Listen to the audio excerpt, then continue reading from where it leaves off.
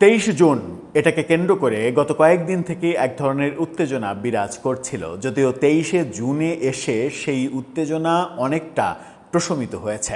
এই 23 জুনেই প্রধানমন্ত্রীর তথ্য উপদেষ্টা ডাক্তার জাহেদ তিনি তথ্য অধিদপ্তরে সাংবাদিক সম্মেলনে বলেছেন, আওয়ামী লীগের ফিরে আসার কিংবা আওয়ামী লীগের বড় কোনো ঘটনা ঘটানোর কোনো শক্তি সামর্থ্য নেই, সাধ্য নেই, এরকম মন্তব্য তিনি করেছেন। একদিন আগেই আমরা দেখেছি স্বরাষ্ট্রমন্ত্রীর মন্তব্য, তিনি বলছেন আওয়ামী লীগ বলে কোনো দল এই মুহূর্তে নেই। এত কথার মাঝেও তাহলে প্রশ্ন এসেছে, বারবার প্রশ্ন আসছে, সেটা হচ্ছে যে আওয়ামী লীগকে প্রতিহত করার জন্য এত আয়োজন কেন?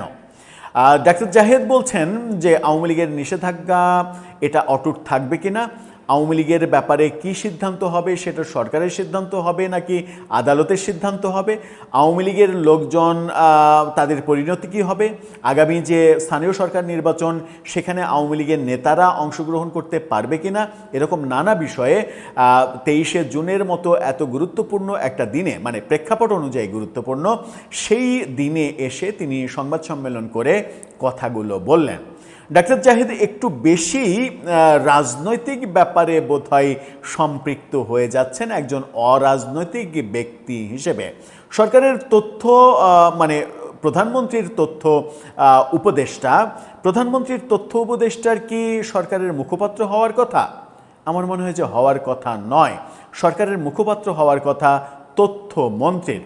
কিন্তু প্রধানমন্ত্রীর তথ্য উপদেষ্টাকে এক ধরনের মুখপাত্র বানিয়ে দেয়া হয়েছে।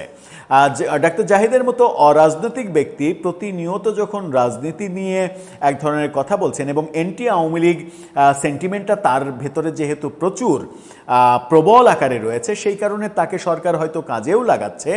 ব্যাপারটা তার জন্য সৌন্দর্যমণ্ডিত হচ্ছে কিনা এই প্রশ্ন হয়তো তার শুভাকাঙ্ক্ষী অনেকে করে বসতে পারেন, আমি করতে চাই না। চলুন ডাক্তার জাহেদ কি বলছেন, কি বোঝাতে চাইলেন, কি বুঝলাম আমরা একটু বুঝে দেখি এই ভিডিওতে। থাকবেন পলিটিক্স টিভির নিয়মিত আয়োজনে। বলছিলাম আওয়ামী লীগের নিষেধাজ্ঞা কতদিন থাকবে, আওয়ামী লীগ কি নিষিদ্ধ অবস্থায়ই থাকবে কিনা, নির্বাহী আদেশ তুলে নেওয়া হবে কিনা, নাকি ঘটনাটা আদালতে যাবে, সেই ব্যাপারে কথা বলেছেন ডাক্তার জাহেদ। এবং সেই ব্যাপারে কথা বলতে গিয়ে তিনি আদালতের দিকে বলটা ঠেলে দিয়েছেন। এই যে বলটা ঠেলে দেয়া, এই ঠেলে দেয়াটা সরকারের সেফ জোনে থাকা কিনা সেই প্রশ্ন তো আসবেই। কি বলছেন তিনি? নিউজ 24-এর এই শিরোনামটা দেখে নিন। তিনি বলছেন আওয়ামী লীগ নিষিদ্ধের বিষয়ে সিদ্ধান্ত দেবে আদালত। ডাক্তার জাহেদ, আদালত সিদ্ধান্ত কিভাবে দেবে? আওয়ামী লীগের বিরুদ্ধে তো কোনো মামলা হয়নি, এখন পর্যন্ত আওয়ামী লীগকে দল হিসেবে অকার্যকর করা কিংবা নিষিদ্ধ করা এই ধরনের কোনো মামলা অভিযোগ আদালতে হয়নি। তাহলে আদালত কিভাবে সিদ্ধান্ত দেবে? নাকি সরকার প্রস্তুতি নিচ্ছে আওয়ামী লীগ নিষিদ্ধের জন্য আদালতে মামলা করার? সেটা একটা বড় প্রশ্ন। তার এই কথা শুনে মনে হতেও পারে যে সরকার সেরকম প্রস্তুতির দিকেই যাচ্ছে। তিনি কি বলছেন? প্রধানমন্ত্রীর তথ্য সম্প্রচার উপদেষ্টা তিনি বলছেন আওয়ামী লীগের বিষয়ে সিদ্ধান্ত দেবেন আন্তর্জাতিক অপরাধ ট্রাইব্যুনাল।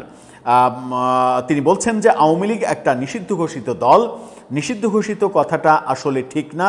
আমরা যদি টেকনিক্যালি বলি আওয়ামী লীগ দলটা নিষিদ্ধ হবে কি হবে না এটা পরিষ্কার করা দরকার, সেটা নির্ধারিত হবে আদালতে, আন্তর্জাতিক অপরাধ ট্রাইব্যুনালে। তারা মানবতাবিরোধী অপরাধে যুক্ত ছিল কি ছিল না সেটা বিচারের পর নির্ধারিত হবে। তিনি বলেন তাদের কার্যক্রম নিষিদ্ধ থাকবে সন্ত্রাস বিরোধী আইনের অধীনে। ভালো কথা, মানে সরকার আওয়ামী লীগের নিষেধাজ্ঞা তুলবে না। এই দল যদি মাঠে কোনো কর্মসূচি নিয়ে নামতে চায় সেটা আইন ভঙ্গকারী কার্যক্রম হবে, সরকার সেটার ব্যবস্থা নেবে। রাজনৈতিক দলগুলোর আসলে ওখানে করার কিছু নেই, তারা প্রতীকী কারণে হয়তো মাঠে আছেন। তিনি বলছেন যে তারা প্রতীকী কারণে হয়তো মাঠে আছেন, বলছেন অনেক কিছু করে ফেলবেন। আমি মনে করি না আওয়ামী লীগের কিছু করার নৈতিক সাহস আছে। তিনি বলছেন আওয়ামী লীগের কিছু করার সাহস নেই। একটা কিছু করতে গেলে নৈতিক সাহস লাগে। আমরা বলি না চোরের মায়ের বড় গলা, সবার ডিমেনশিয়া হবে মানে সবাই সব কিছু ভুলে যাবে আর কি, তারপর আওয়ামী লীগ বড় গলায় কথা বলতে পারবে। এর আগে আমার মনে হয় না তাদের নৈতিক সেই সাহস হবে। অর্থাৎ আওয়ামী লীগের এই মুহূর্তে সাহসই নেই কোনো কথা বলা কিংবা কোনো কার্যক্রম করা, কোনো পদক্ষেপ নেওয়া, কোনো ধরনের কোনো বিপদ তৈরি করার। অর্থাৎ আওয়ামী লীগকে একেবারেই শক্তিহীন ভাবছেন।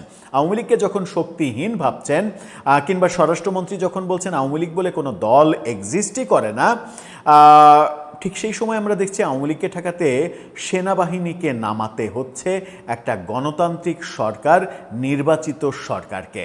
এখানেই দ্বিচারিতা আমরা দেখছি। সরকারের স্বরাষ্ট্র মন্ত্রণালয় সিদ্ধান্ত নিচ্ছে সেনাবাহিনী নামানো হবে আওয়ামী লীগকে ঠেকানোর কারণে, ঠেকানোর জন্য। আবার সেই স্বরাষ্ট্র মন্ত্রণালয়ের চিফ কিংবা তথ্য উপদেষ্টা তিনি বলছেন যে আওয়ামী লীগের কোনো আসলে শক্তি নেই কিংবা আওয়ামী লীগ দলই এক্সিস্ট করে না। আমার মনে হয় যে এই খাপছাড়া কথা বলা থেকে তাদের একটু বেরিয়ে আসলে সেটা আরও বেশি সুন্দর হবে। তিনি বলেন আওয়ামী লীগ একটি মাফিয়া দল, খুবই ভালো কথা, এটা তো বলতেই পারেন। এই দলটি গণতান্ত্রিক দলের সব প্যারামিটার অতিক্রম করেছে। 24শে জুলাইয়ে তারা মানবতা বিরোধী অপরাধ করেছে। আদালতে দলটির কার্যক্রম নিষিদ্ধের বিষয় বিচারাধীন। দল হিসেবে তাদের বিচার হওয়া উচিত। তিনি মনে করছেন বিচার হওয়া উচিত। সরকারের তথ্য উপদেষ্টা যেহেতু মনে করছেন বিচার হওয়া উচিত, সেহেতু বোধহয় বিচার হতেই চলেছে। স্থানীয় নির্বাচন নিয়ে তিনি বলেন সেপ্টেম্বর অক্টোবরে সারা দেশে স্থানীয় নির্বাচন হবে, 1 বছরের মধ্যে স্থানীয় নির্বাচন শেষ হবে। এবং তিনি এটা বলেছেন যে দলীয় কর্মকাণ্ডে অংশ না নিয়ে আওয়ামী লীগের নেতারাও স্থানীয় সরকার নির্বাচনে অংশগ্রহণ করতে পারবেন। এই কথা তিনি বলেছেন। এবং তিনি যখন বলছেন যে আওয়ামী লীগ একটা মাফিয়া দল, এটা দল ওটা দল, এই কথাগুলো যখন বলছেন, তখন আমরা কদিন আগেই তাকে দিল্লি বিমানবন্দরে ভারতের ইন্টেলিজেন্স তাকে আটকে দিল, 2 ঘন্টারও বেশি সময় তাকে আটকে রেখে জিজ্ঞাসাবাদ করলো। এই ঘটনাগুলো আমরা দেখেছি এবং সেই ঘটনার প্রেক্ষাপটে ভারতের সাংবাদিকের মাধ্যমে আমরা খবর হতে দেখেছি যে মূলত তিনি ভারতের ব্ল্যাক লিস্টে আছেন।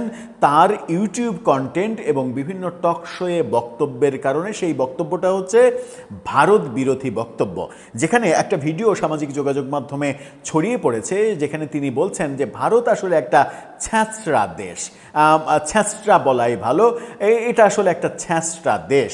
তো একটা দেশ সম্পর্কে যখন এরকম শব্দ ব্যবহার করবেন তখন সেই দেশ তাকে কালো তালিকাভুক্ত করলে আসলে কিছু বলার থাকবে না হয়তো সরকারের।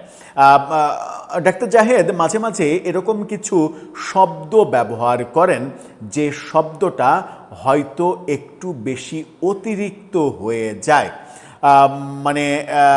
যে বিএনপি আদর্শ লালন করে, বহুদলীয় গণতন্ত্রের আদর্শ, সেই বিএনপির সরকারের প্রধানমন্ত্রীর একজন তথ্য উপদেষ্টা তিনি হরদম বলে যাচ্ছেন আওয়ামী লীগের বিচার করতে হবে এবং আওয়ামী লীগকে নিষিদ্ধ প্রক্রিয়ার মধ্যে রাখার কথাই বলছেন, যেটা বিএনপির দলীয় আদর্শ নয়।